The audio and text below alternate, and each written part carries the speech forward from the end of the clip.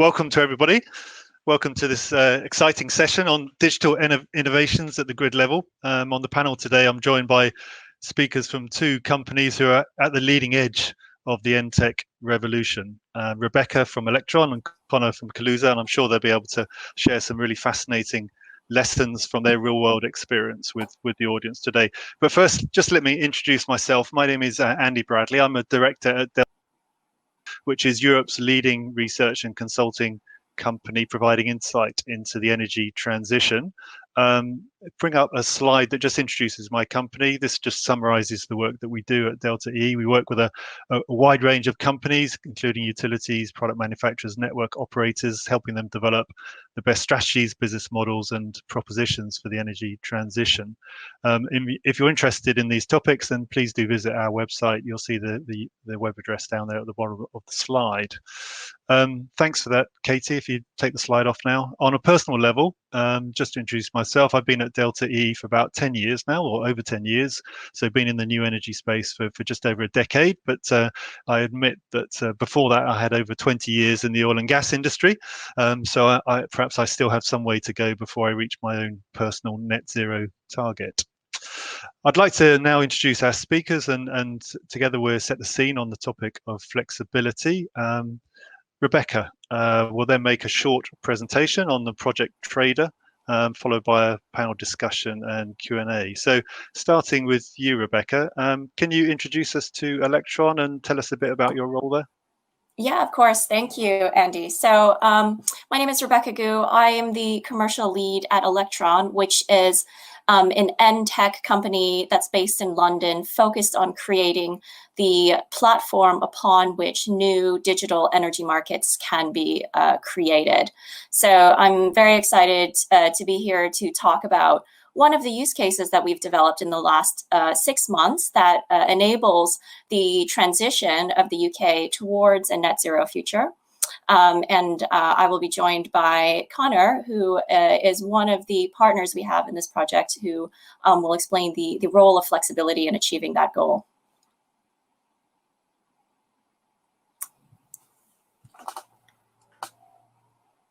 Yeah, hello everybody, I'm Conor Maher-McWilliams. I'm the head of flexibility at Kaluza.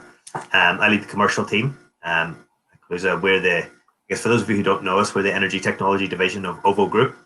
OVO Group is the second largest energy supply business in the UK. And in Kaluza, we are I guess the energy technology division that focuses on energy, two energy platform solutions that help drive forward the energy transition. In the part of the business that I work in, we focus on a residential flexibility platform that we've been building on for the last few years. And that platform connects to and optimizes the control of smart devices in people's homes, so electric heating systems and electric vehicle charge points or in-home batteries, and optimizes the control of those devices to help integrate more renewables and help operate an electric grid with higher penetration of renewables. I realize that we haven't got a purely energy audience, as maybe I'm a bit more used to speaking to, and I've mentioned flexibility a few times there. So maybe just before we dive into any more, just to expand a little bit about what we mean by flexibility, or I mean by flexibility. I think Rebecca's going to explain why it's important in the energy transition. But when I talk about flexibility, what I'm really referring to is, the optionality in when we charge devices in the home. So if you think about an electric vehicle, for example, if someone plugs it in at 6 p.m. and doesn't need to drive away until 7 a.m. the next morning, there's quite a bit of flexibility of when you deliver that 3 or 4 hours of charge that's required. You get similar flexibility in electric heating systems and in-home batteries, and our job is to really manage and optimize that flexibility. Fantastic. And that's a perfect segue actually into talking about the role that flexibility is going to play in the Trader project, the pilot that we've developed, but also in achieving net zero overall. So just a bit of a background for the audience. For those who aren't familiar with the energy sector, we thought it might be useful to have a bit of an overview on where we've come from and where we think we're going. So the traditional way that the energy markets has been set up has been to sort of more of a straight line approach. So we know that there are traditionally large dispatchable power plants, so power plants that were controllable from a command and control center that then coordinates what energy is produced at what plant, and that is transmitted through the energy networks from transmission level down to a distribution level and then down to the end consumers. The traditional flow of energy has been a one-way passive system with consumers that are tend to be predictable in their participation in their demand for energy, but without much involvement from the consumers in terms of interacting with the market. So that's the traditional system. The grid is changing in a number of ways to enable net zero. So if we look at the second part of that graphic, it's changing in three fundamental ways. The first is that there's a push towards renewable energy as the primary source of generation. Right now, the grid in the UK is at a renewable penetration rate of about 45%. This is likely to, this will continue to grow in the future as we try to achieve net zero in 2050. However, one of the key factors and the key features of renewable energy is that it's not dispatchable. So compared to traditional power plants, it's less likely to be controlled. Whenever the wind blows is when it blows, and there's not a lot of anything anyone can do about it. At the other end of the grid, we're seeing actually much more control in how we can manage consumer behavior. So rather than being passive end consumers, we know that there's a growing uptake of electric vehicles. There's a growing uptake of the electrification of heat and heating in home systems. In-home appliances and devices are increasingly becoming smart connected and internet enabled. And there's a growing push towards home storage. And so what this all means at the other end of the energy value chain is that people and consumers are better able to interact and engage with when and how they use energy.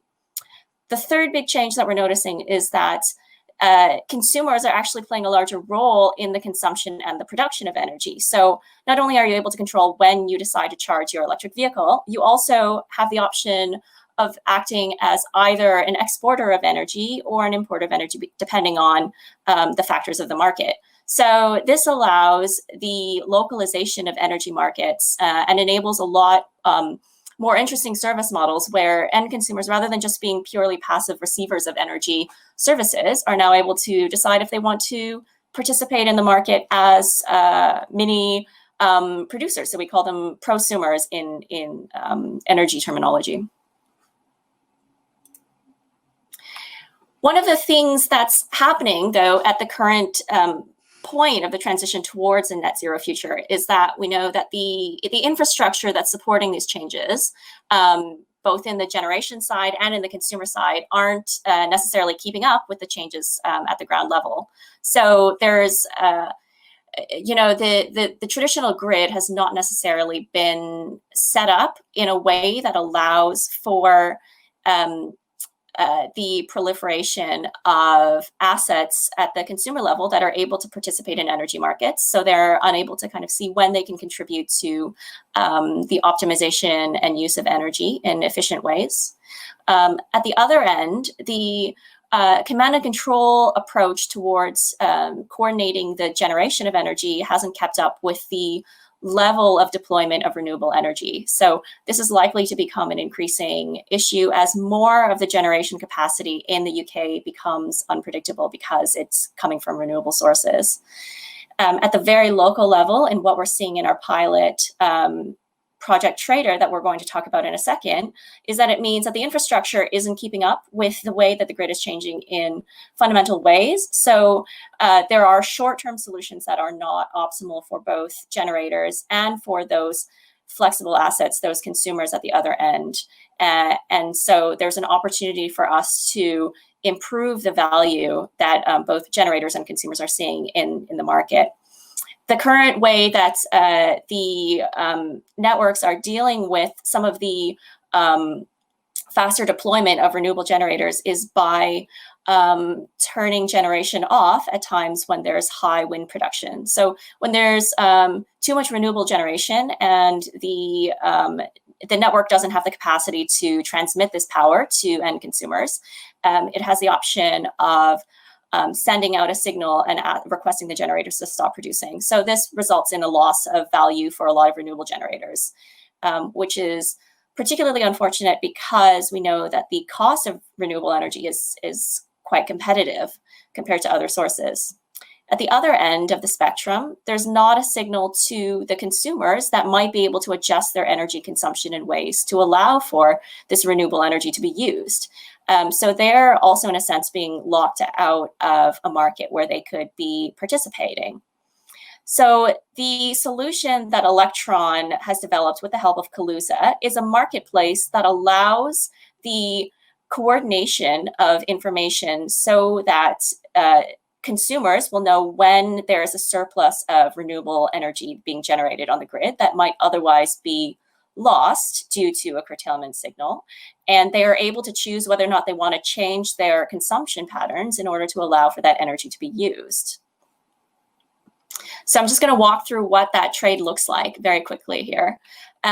What we have developed at Electron is a digital market platform that, in the first instance, during periods of high wind, allows renewable generators to send a signal to the platform indicating that they are about to be curtailed and that they are willing to pay a price in order to trade out of this position. That platform then takes that price and offers it to a set of customers and customers on the other end who have assets that are able to react to these price signals. Some of those assets might decide that they are willing to adjust their consumption patterns in order to absorb the extra renewable energy, and so they agree to a trade.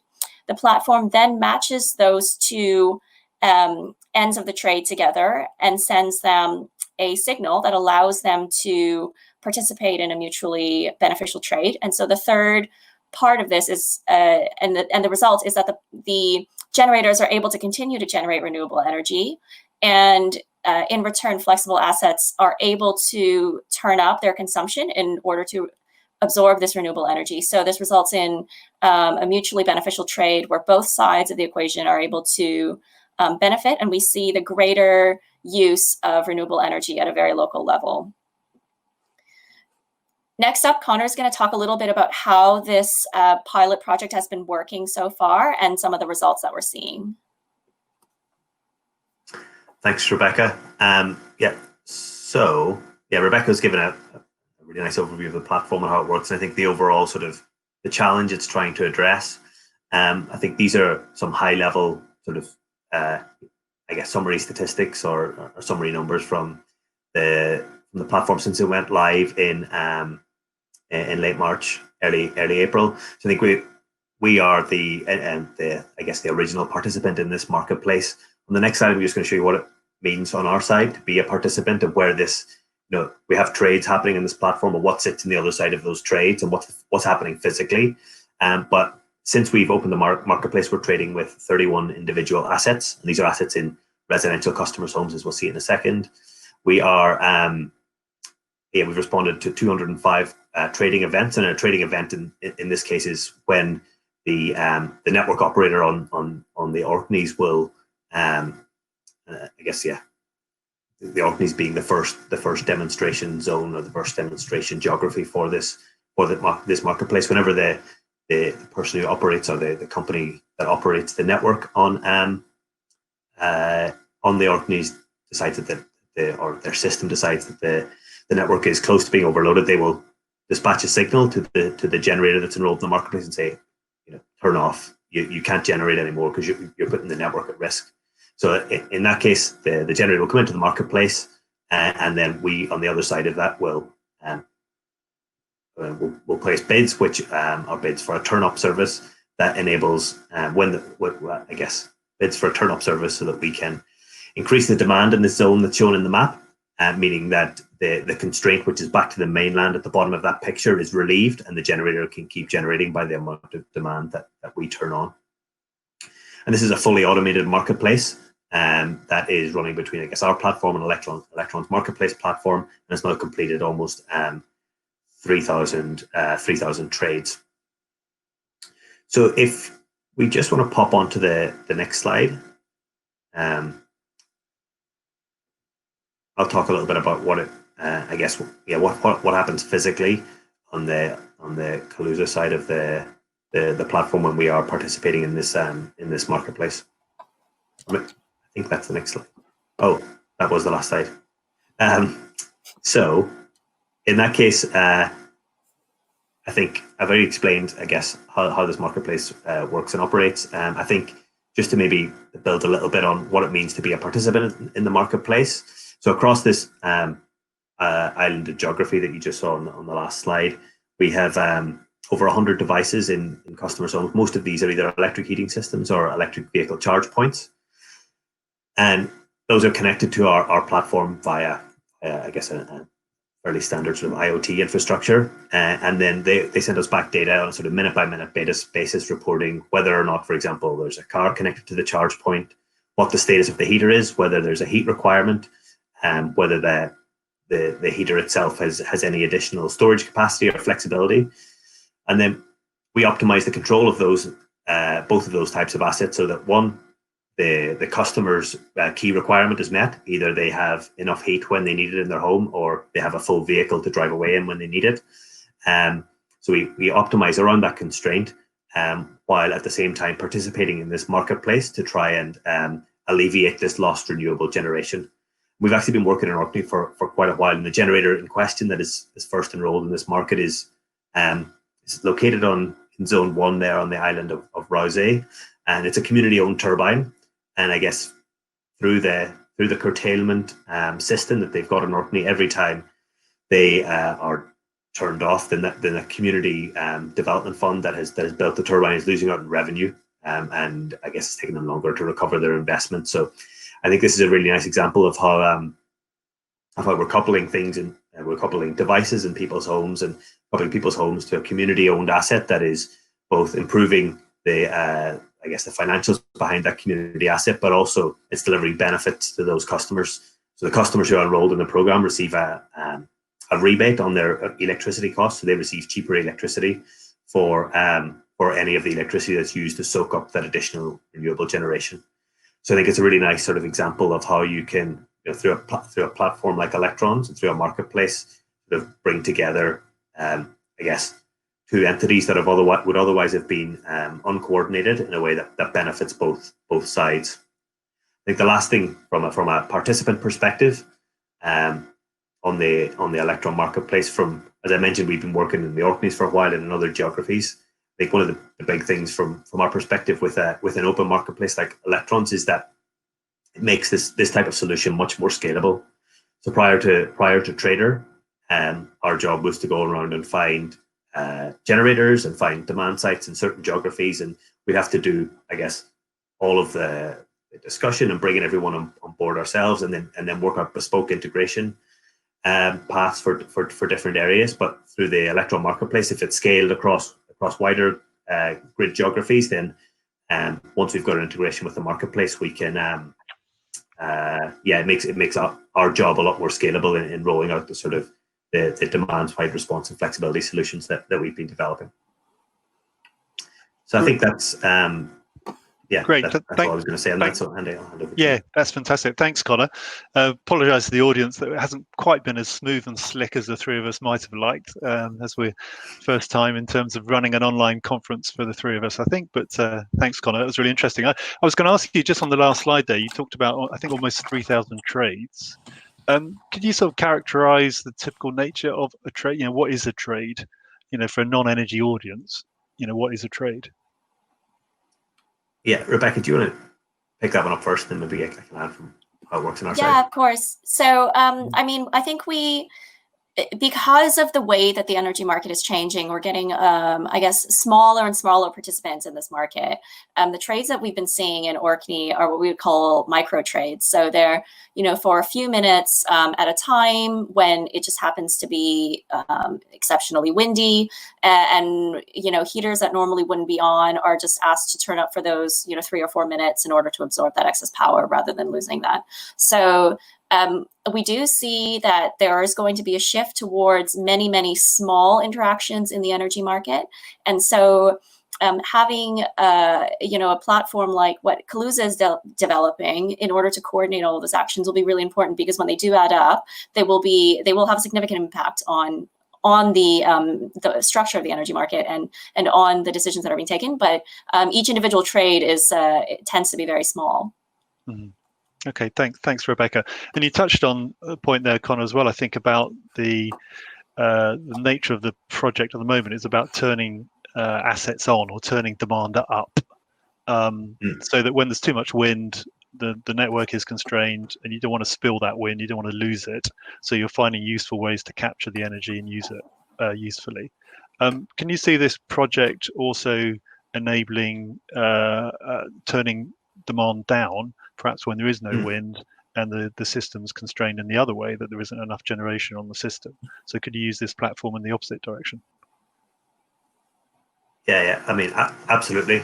I think that's entirely the intention. I think that this has been the first application, and the Orkney archipelago of islands is a really great place to innovate and test. It's sort of ahead of the game in some ways in terms of it has a huge amount of renewable generation, and its generation capacity outstrips its demand. So there, I guess the sorts of problems that they're running into there are I guess the specific need is to turn up to alleviate that constraint. But in other areas where you've got growth in electric demand, for example, then there's very much a need for a turn down service. And we've been participating in other geographies in the UK where the local network operator needs relief at winter peaks, for example, when they're concerned about their network being overloaded. So we've offered WPD, Western Power Distribution, a service in Lincolnshire, for example, where they can call on flexibility for our platform and turn down demand at times when they want to alleviate stresses on their network. So, and I think there's no reason why Trader is being designed to facilitate sort of all sorts of flexibility service. I guess it just depends on what the need is, where it's being rolled out. Mm-hmm. Okay, yeah, great, thank you. And you touched on something I think is really interesting about customers. Why should people participate in this platform, particularly residential customers? Commercial industry customers might see some money to be made, but for industrial customers where a lot of the demand still is, why should they participate? So perhaps I can ask you to open up the poll. There's the second poll in Slido for the audience, which asks the question: as a consumer, would you be willing to allow a energy supplier to control devices in your home? So is that poll, can that poll be opened? Okay, so I think that poll's been opened. For the audience, I'd be really interested for you to have a look at that, because I think particularly for people not from the energy sector, one of the issues with the use of flexibility is getting customers on board with it. A lot of customers aren't engaged with the way they consume energy. Perhaps a lot of customers don't even know how they consume energy. The information historically has been basically 1 meter point a year for many customers. That's changing rapidly with the introduction of connected devices and smart meters. But it does mean that ultimately for customers to participate in these platforms, they have to be comfortable with perhaps a third party, an energy supplier or an aggregator, or another party being able to send instructions to their electric water heater or heat pump or electric vehicle to perhaps moderate the rate at which it's charged. Now, I've asked the question there whether you would be willing to do that as a consumer. So if I could ask the audience to think, as a consumer, would you be willing to let an energy supplier or aggregator do that? And if you can answer that poll, and we'll come back and have a look at the results from that a bit later on in the session. But just to perhaps continue the discussion a bit, I mean, when we're talking about the energy transition, it seems to me there's many things happening at the same time. There's the growth of renewables, there's a growth in distributed generation, the introduction of energy storage into the energy grid for the first time, really, the electrification of transport, the rollout of connected devices, smart meters. So there's many aspects of the energy transition, and the use of flexibility is only one piece of this really complex puzzle. So I'd be really interested in both your views on how significant a role do you think flexibility has to play in this wider context of the energy transition and decarbonisation of the energy system. Perhaps Rebecca, if I can ask you first. Yeah, of course. So that's a really good question, and I think Conor and I probably both agree that it's quite important. I mean, there have been a few estimates of what is the role that flexibility is going to play in reaching net zero, and most of them range are in the range of about saving the end consumer about 8 billion a year by 2050. And the reason why there is the savings is because without access to adaptive consumer behavior around how they're using energy, we'd have to overbuild the other infrastructure in the energy system in order to accommodate the characteristics of renewable energy and the distributed nature of where energy generation is now going to be located. So without access to flexibility and changing the way people are using energy at certain times and reducing peak consumption in order to manage constraints, we'd have to overbuild the level of renewable generation in order to consider the periods in which we know that there will be low generation in certain parts, but we'd also have to be thinking about overbuilding the size of electricity networks in order to manage the transmission of that energy from place to place. So I think flexibility is going to play quite an important role in reducing that cost of achieving net zero and allowing the deployment of renewable energy, but at lower cost.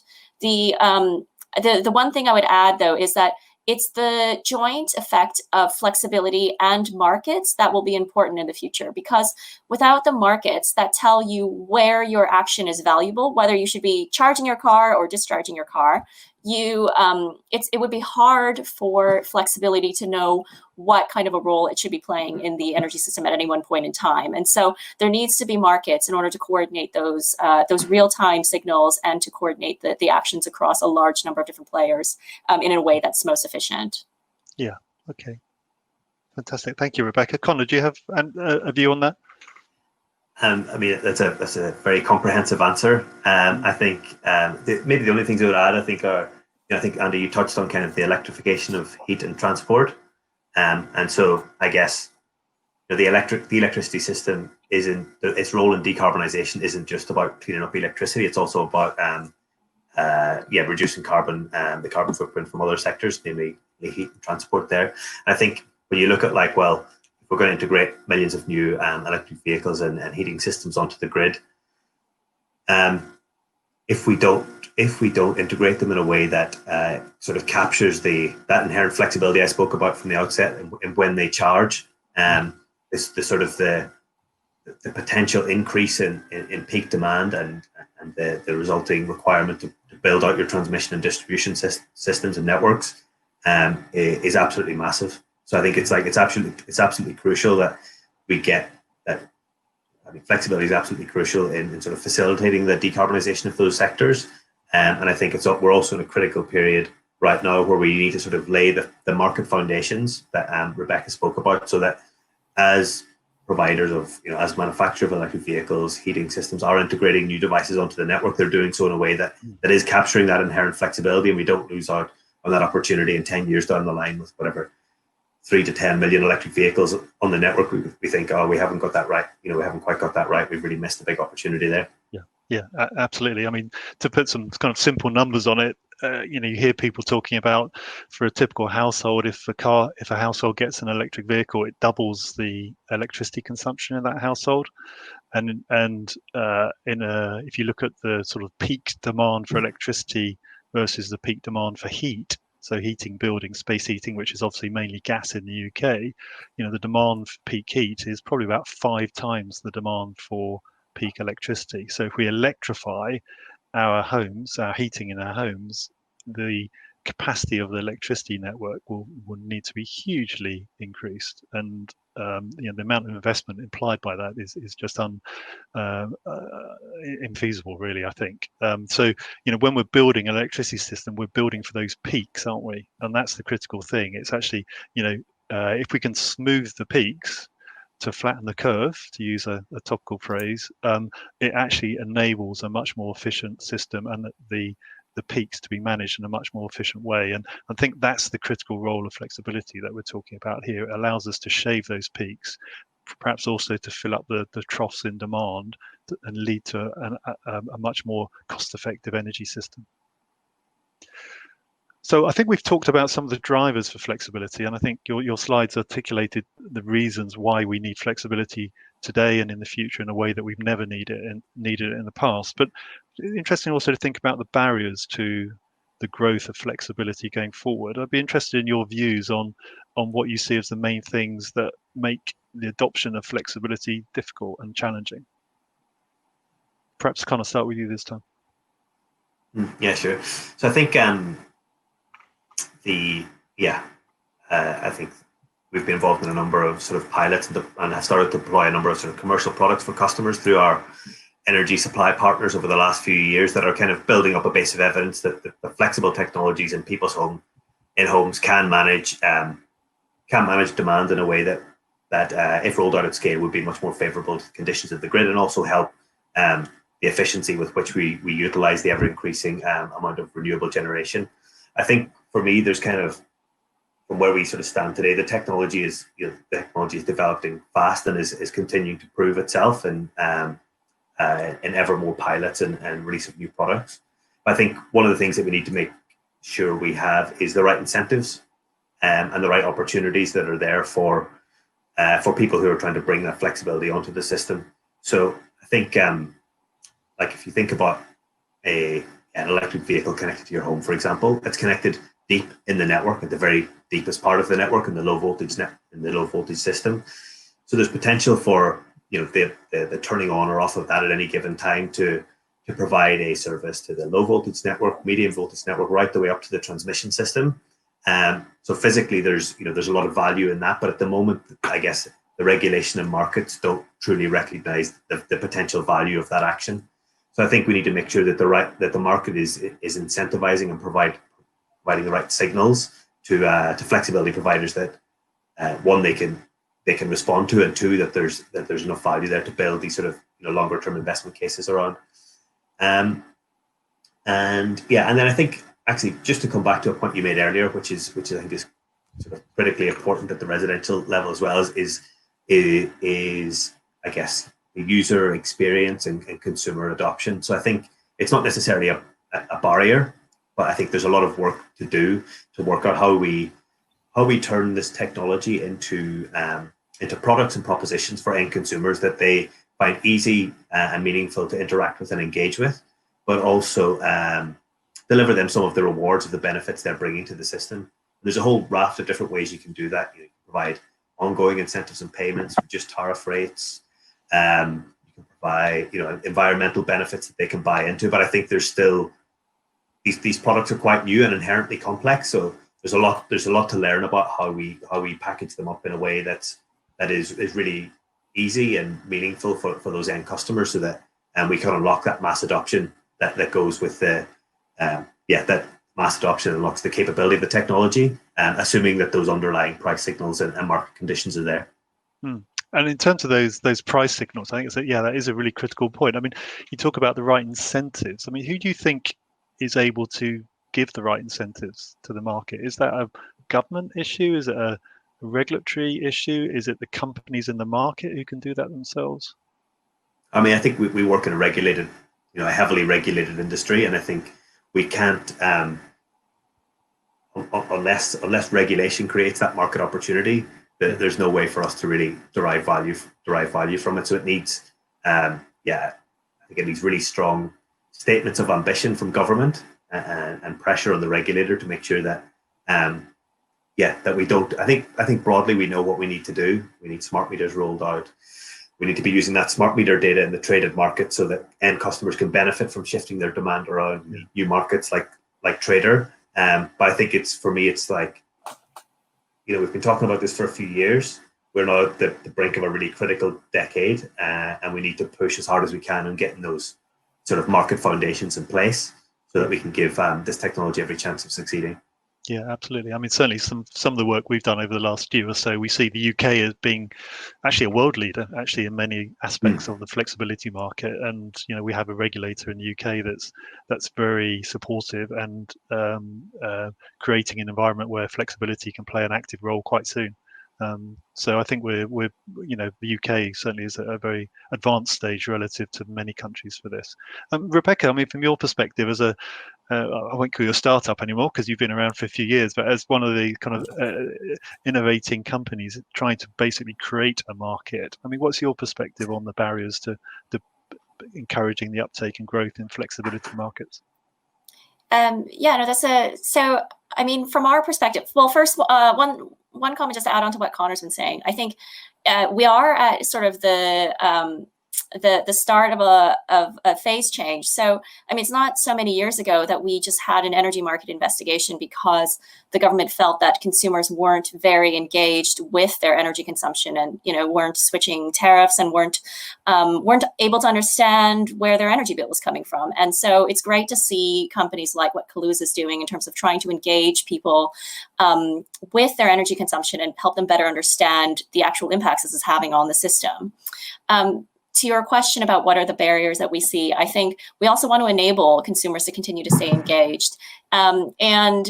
And also we recognize that on the other side of the market, there's also a phase change that needs to happen. So we're moving the energy system from a place where it was wholly, I mean, in large part centrally controlled and dispatched and quite predictable, to a place where there's going to be millions of participants making real-time decisions, where in the past decisions were probably made for the most part in advance. The decisions that they're making will tend to be faster and will tend to be smaller and smaller transactions. And so I think there's a certain mindset change that needs to happen in order to enable that shift from that centrally controlled market to something that is a little bit more distributed and a little bit more democratic. Mm-hmm. So it does require the buy-in from regulation, from government, and from the energy industry as a whole in order to enable that to happen.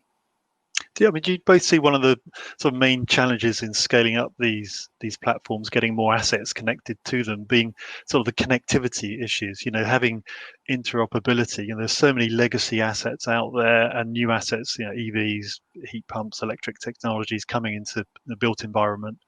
But perhaps, their interfaces are all unique or proprietary. They're not open to third parties to access them, to send either receive or send signals to them. Do you see those kind of interoperability issues being one of the barriers potentially to how the flexibility market may grow?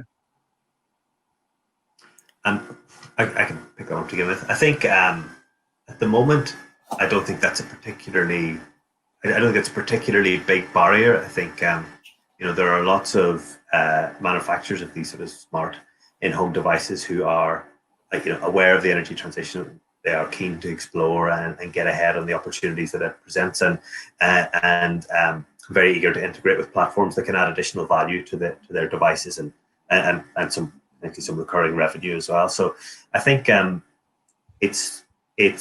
think it's a barrier where we are right now. I think the people who want to get involved in this stuff are open for integration. We've got a number of high-profile integration partners in those different sort of device categories.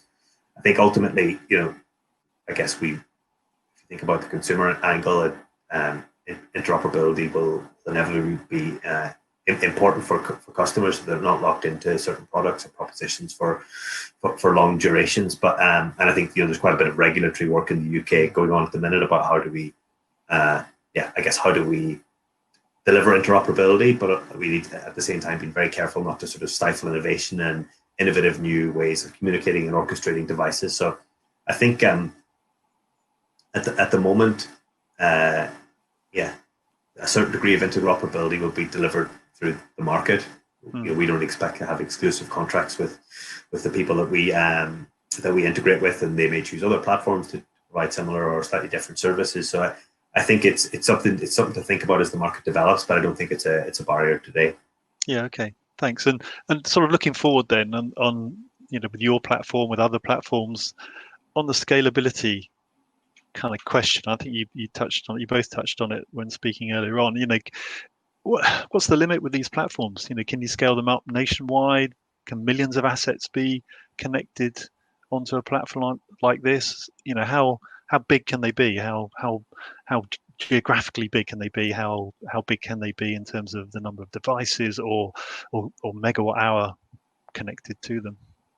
Yeah, I think they can be scaled up to national level markets. So there's nothing in the architecture, the digital architecture that we've developed, that prevents that from being a reality. But I think the more likely outcome is that as we progress further towards net zero, we actually get more smaller local markets, because we end up with more regions that have a specific local topology that is solving a specific issue. So like you were saying before, in some regions we might have cases where we want to see if we can pay service providers to turn down demand for a certain period when there's reduced generation. And so the way that we have approached the design of this market is building a universal backbone that recognizes that in other locations and in other times, there might be other kinds of markets that are created, but ultimately the foundation for what we're building can be applicable to all of those different kinds of local topologies.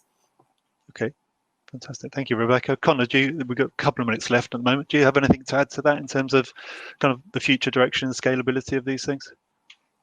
Yeah, I think they need to be built with scale in mind. I don't think you need to build a platform to scale to 1 million devices from day one, but I think you need to build it with scale in mind in a way that you can, leverage the scalability of the cloud infrastructure that you use, and that you've got a system that you can tune up as your portfolio grows. And I think we fully expect over the next 5 years to see a sort of